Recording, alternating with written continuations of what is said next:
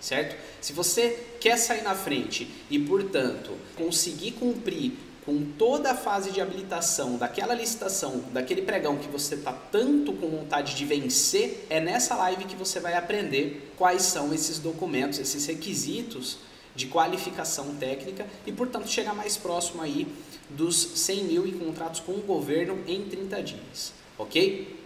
Por que hoje eu estou falando da qualificação técnica, pessoal? Porque esses são os dois documentos que costumam aí separar os amadores dos profissionais, os iniciantes dos licitantes mais experientes. São os documentos de qualificação econômico-financeira, tá? Principalmente o balanço patrimonial, e os documentos de qualificação técnica, que são esses que eu estou tratando aqui hoje, beleza?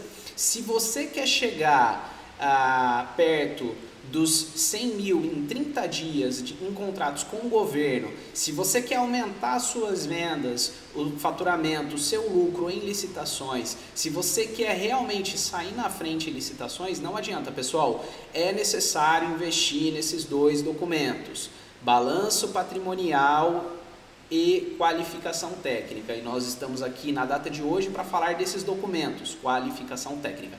Quais são os 7 documentos exigidos aí na qualificação técnica de uma empresa?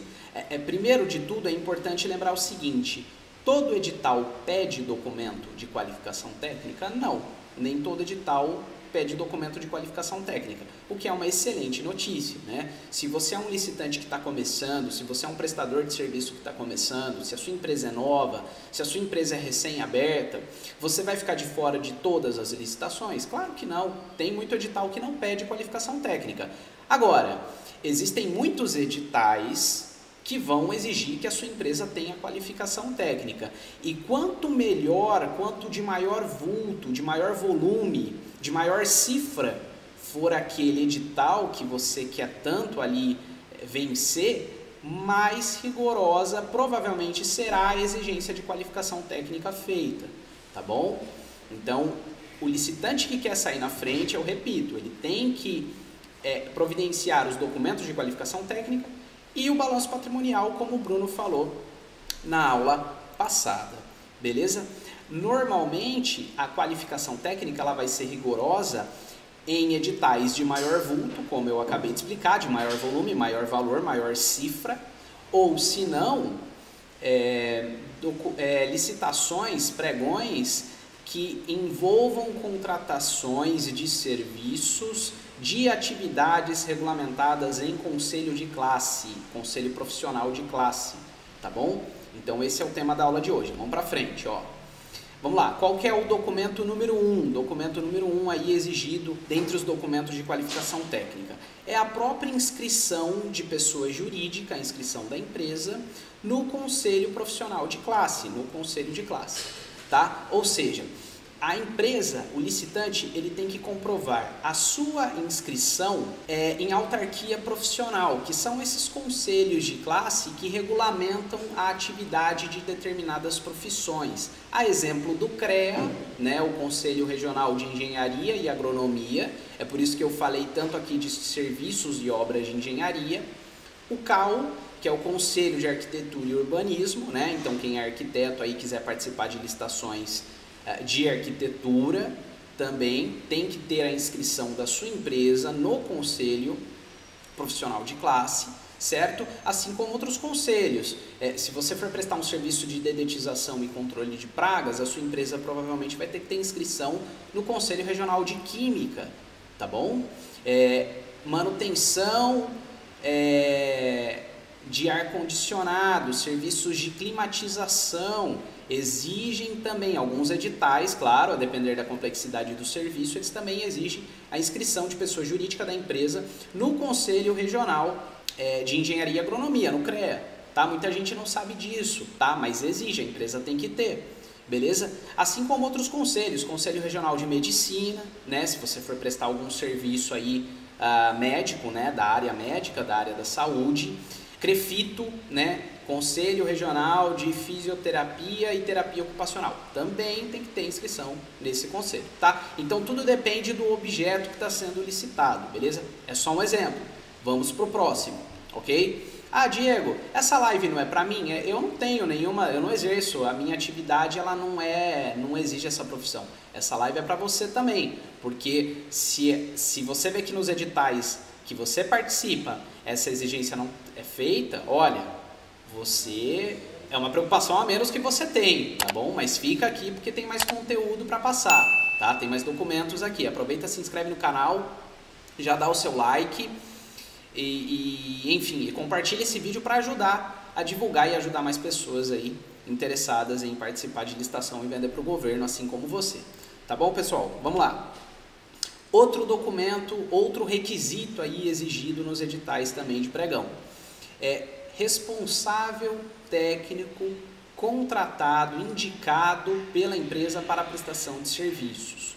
Ou seja, não basta que a pessoa jurídica tenha inscrição no conselho de classe competente. Ela precisa indicar um profissional responsável técnico pela prestação daquele serviço que está sendo licitado.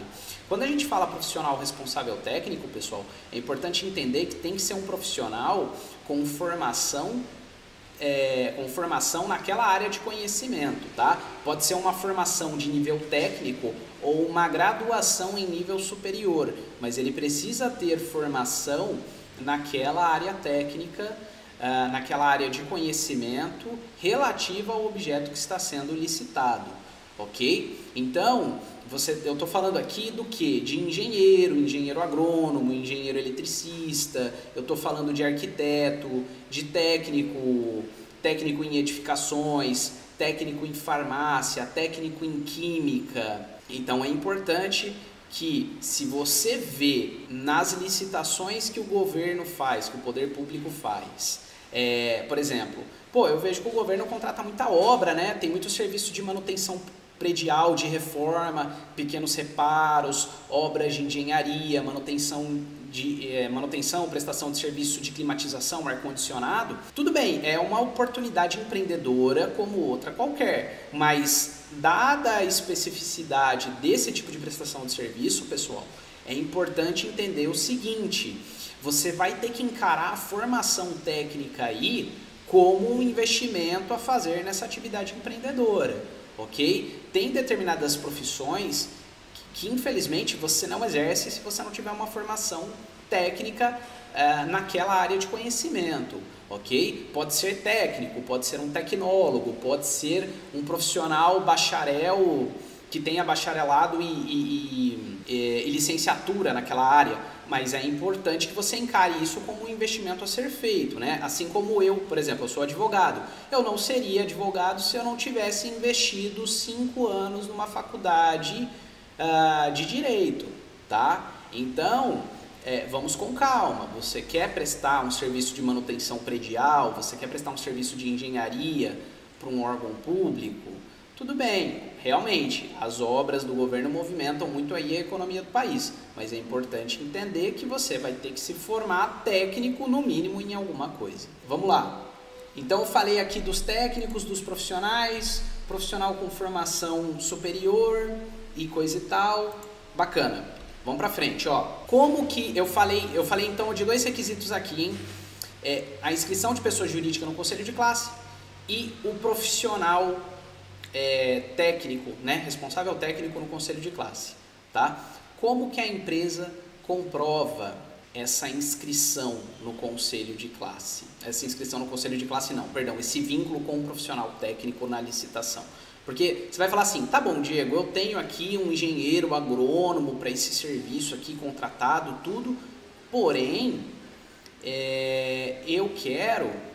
como é que eu indico ele na licitação, no momento ali da habilitação, no momento da qualificação técnica no pregão? Você indica ele da seguinte forma: se ele for um sócio da empresa, por exemplo, você pode ser um administrador e o seu sócio ser um engenheiro, ok? Por exemplo, né? Como é que você indica que ele é o responsável técnico? Pela apresentação no contrato social, por exemplo, certo? Então, no próprio contrato social ali já vai estar que ele é um engenheiro responsável técnico ali pela empresa, né? Que ele tem esse vínculo com a empresa, que é um vínculo societário. Você apresenta o contrato social da empresa, tá bom? Agora vamos supor que ele seja um técnico de uma determinada formação ali específica contratado da empresa. Então ele é um empregado, né? Empregado, carteira assinada, bate cartão, né? Etc. Você vai provar isso apresentando a carteira de trabalho dele com o devido registro de empregado, tá? Aí, pessoal, só tomar o cuidado com o seguinte: se você indicar na licitação um profissional responsável técnico como empregado da empresa, ele precisa ser empregado com registro em carteira, tá, pessoal? Não dá para fazer a coisa certa pela metade, tá? Precisa ser aquele profissional que preenche os requisitos da legislação trabalhista, certo? Ou seja, ele precisa ter habitualidade, onerosidade, precisa receber salário, né? Precisa ter habitualidade, né? Ter um vínculo trabalhista com aquela empresa por meio da carteira de trabalho. Ele precisa ter pessoalidade, ou seja, é o Joãozinho aqui que eu contratei. Então tem que ser o Joãozinho, que é o responsável técnico, a carteira de trabalho dele que você tem que apresentar na licitação, beleza? Tá. Pode ser contrato de prestação de serviço autônomo? Pode, né? Pode. É muito comum em licitações de engenharia mesmo a gente ver o contrato de prestação de serviço de engenharia entre o engenheiro contratado e a empresa licitante. Então isso também é possível, ok? E há editais ainda que admitem a declaração de compromisso futuro com a empresa caso ela venha a vencer a licitação, tá bom? Então você tem muitos editais aí que prevêem a possibilidade de você comprovar o seu vínculo futuro com aquele engenheiro, com aquele técnico, com aquele profissional que será o responsável técnico pela prestação dos serviços, por meio de uma declaração assinada por ele, pelo profissional, se comprometendo a prestar os serviços e se responsabilizar por ele na condição de profissional técnico ali, caso a empresa venha a vencer a licitação, tá bom? E aí tem uma coisa importante que eu queria falar sobre o responsável técnico, tá? O responsável técnico é o seguinte: ele é o profissional que executa o serviço que está sendo licitado, sim. Em muitos casos, a administração, você indica aquele profissional como responsável técnico naquela licitação. No momento de execução dos serviços, quer dizer, a sua empresa já ganhou a licitação, já foi emitida uma ordem de serviço, chegou o dia de ir lá prestar o serviço, executar o serviço. Vai ter que ser ele ali, o responsável técnico que você indicou lá atrás na licitação, que vai ter que estar lá, prestando serviço, tá bom? Então esse é o responsável técnico.